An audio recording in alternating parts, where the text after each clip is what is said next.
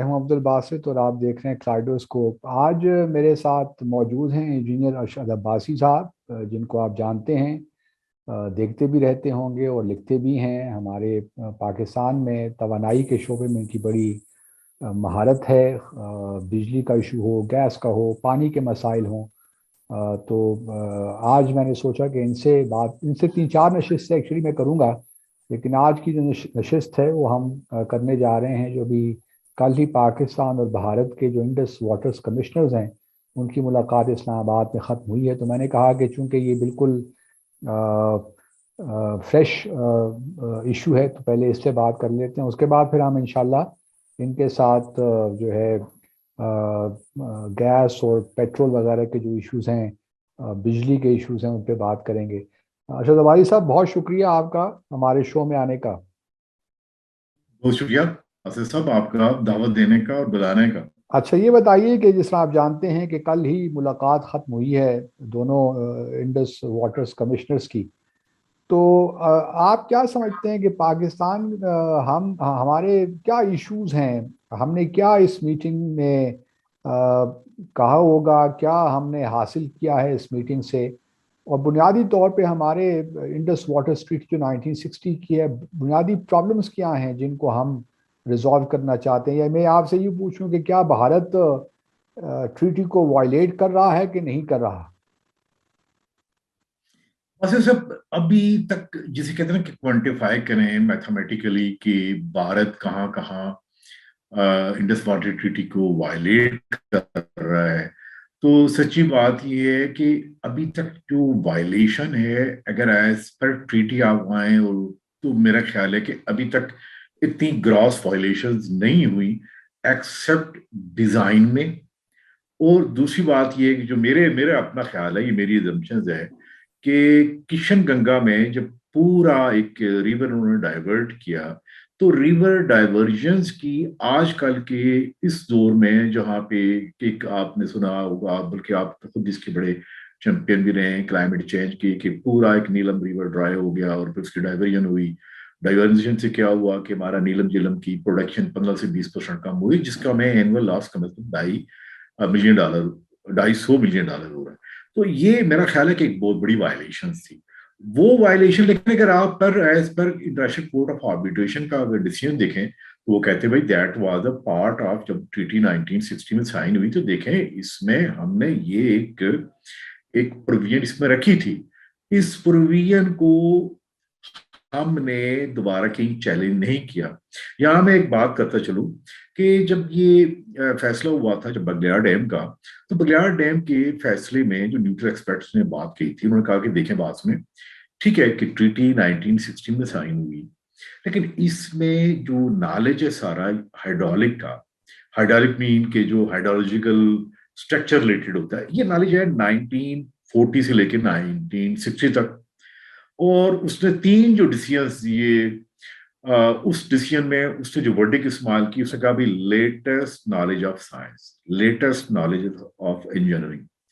लेकिन बासा साहब जब हम किशन गंगा के लिए गए इंटरनेशनल कोर्ट ऑफ आर्बिट्रेशन में, तो हमने एक बात कही कि देखिए जी बात सुने, पहले जो पिछला डिसीजन हुआ था उसको सेटिसाइड करें, ऑल्दो वो फेट अकम्प्लिश हो चुका था, बगलियार डैम ऑपरेशनल हो चुका था। पता नहीं किसने कहा, किसने मशवरा दिया, और मैं ज्यादा बात नहीं करूंगा, लेकिन आप भी माशाल्लाह आपका नॉलेज, आपकी जो इंफॉर्मेशन है बड़ी जबरदस्त होती है।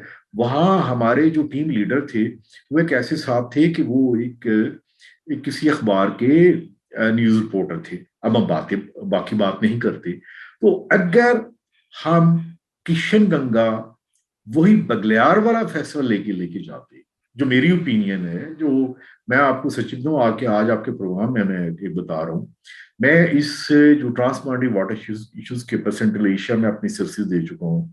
मेरा एक इशू हो गया था बिटवीन मलेशिया एंड सिंगापुर। तो मेरे ख्याल में आज से उन्होंने 15 साल पहले कंसल्ट किया था। तो जो मेरी ओपिनियन थी उन्होंने मान ली।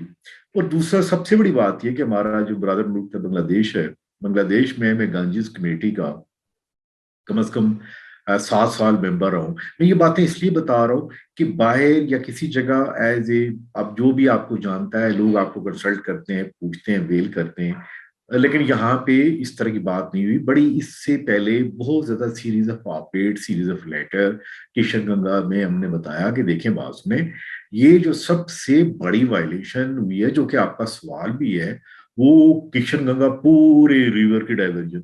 जरूर आपको इत्तेफाक हुआ होगा नीलम रिवर का, यानी नीलम आप तो के एक बड़ी मजे की बात यह है कि चूंकि ये जो लैंग्वेज है थोड़ी मुझे भी आती है, नीलम हमारे यहाँ वो आजाद कश्मीर में जो जिसे कहते हैं ना नीले पानी, यानी बिल्कुल प्योर शफाफ पानी आता। तो जब ये दुमेल में मिलते हैं झेलम और नीलम, साफ पता लगता है कि ये नीलम रिवर है। और नीलम वैली हमारी शायद पूरे पाकिस्तान में मेरा ख्याल है कि वही एक अनस्पाइल वैली है टूरिज्म के लिए, जो फॉरेस्ट है। तो लेकिन वहां अच्छा, हमने अच्छा दरिया सॉरी, का कता कता कलामी हो रही है आपकी। अभी देखिए जो मुलाकात हुई है इसमें हमने तकरीबन कोई 10 मेरे ख्याल में हाइड्रो पावर प्रोजेक्ट्स हैं जिस पे हमने कोई क्वेश्चंस रेज किए हैं। और मेरे ख्याल में पकाल दल और लोअर कलनाई वगैरह ये सर फहरिस्त हैं।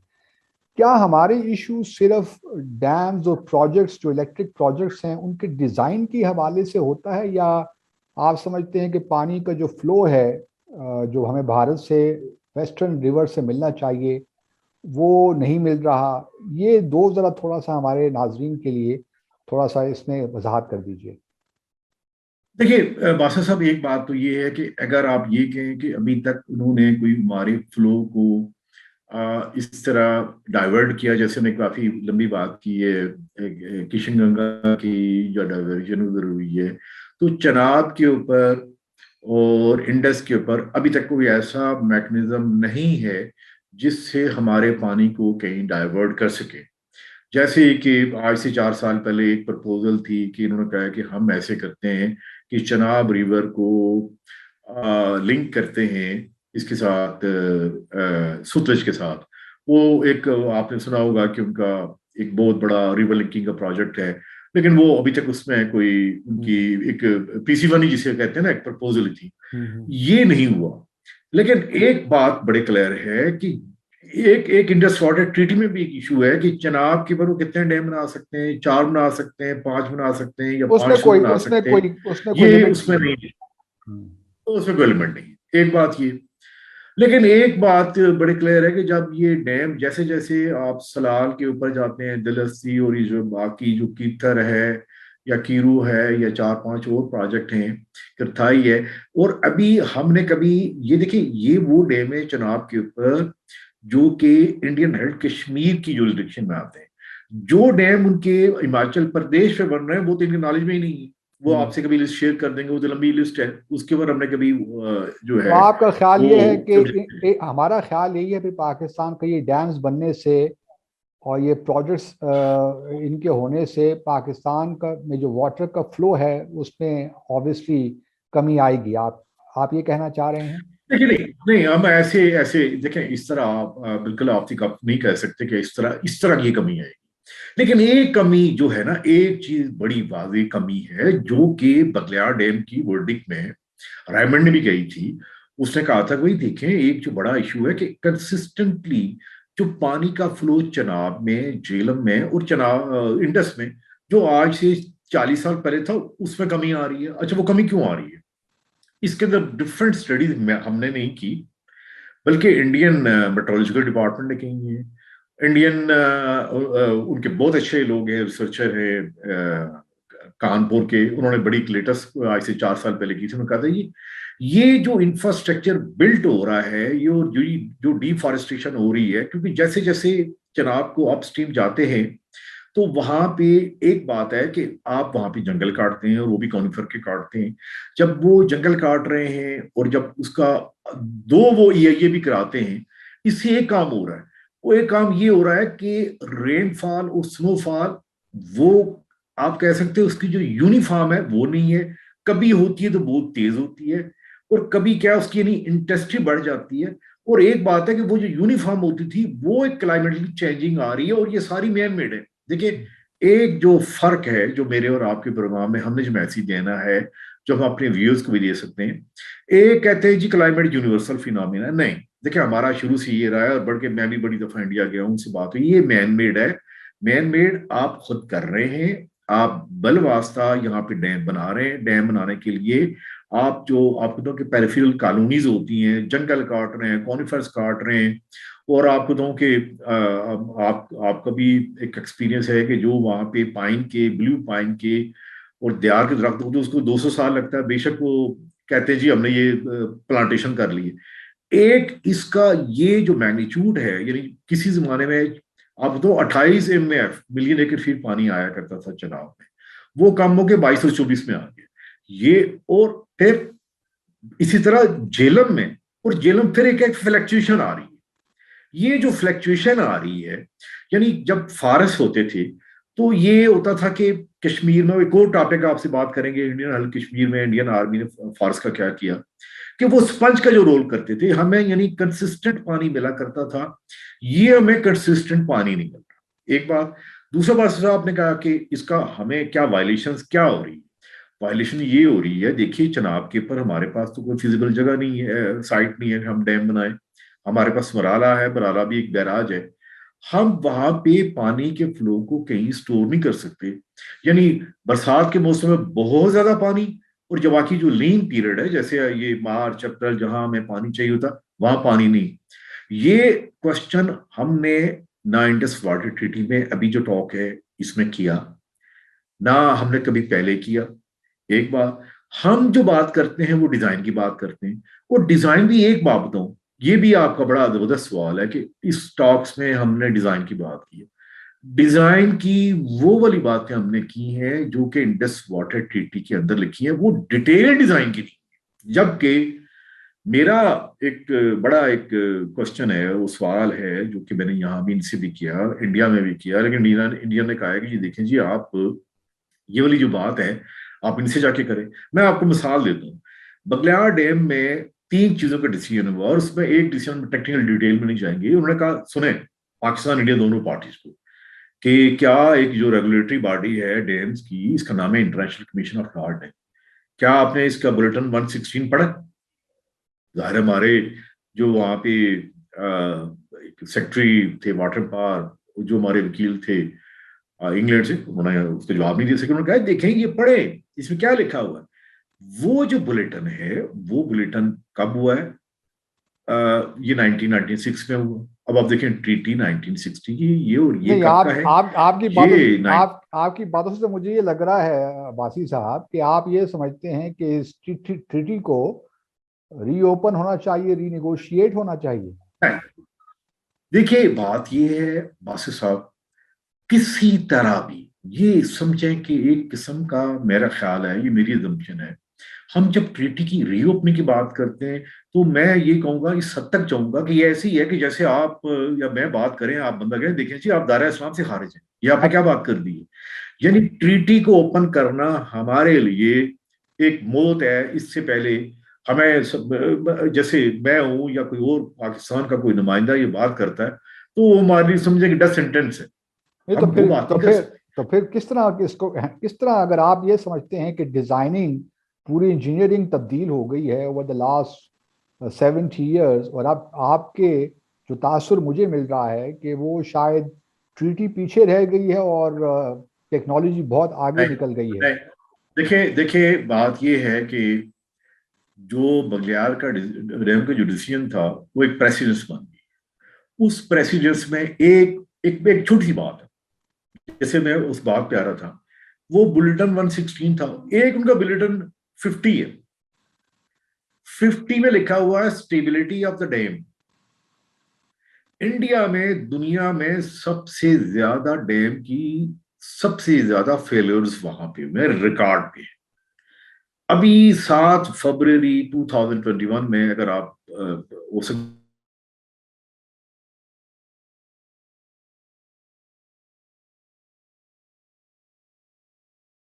आपका कनेक्ट डिसकनेक्ट हो गया है शहबाजी साहब, थोड़ा लिंक मेरे ख्याल में। बहरहाल दोस्तों, इशू तो यही है, शायद वो शायद इंटरनेट का कोई मसला हो गया है बासी साहब के उस तरफ।